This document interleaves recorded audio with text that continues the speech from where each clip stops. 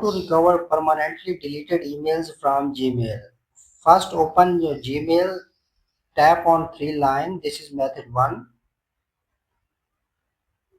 Open bin.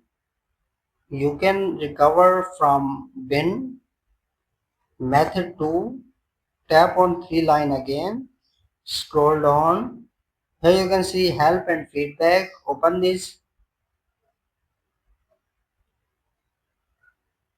Tap on search option. Search missing. Type missing.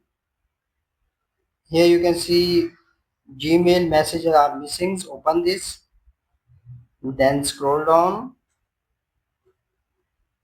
Open recover your email. Then continue this. In this way you can recover your emails. But note, you can only recover mails within 30 days. Thanks for watching.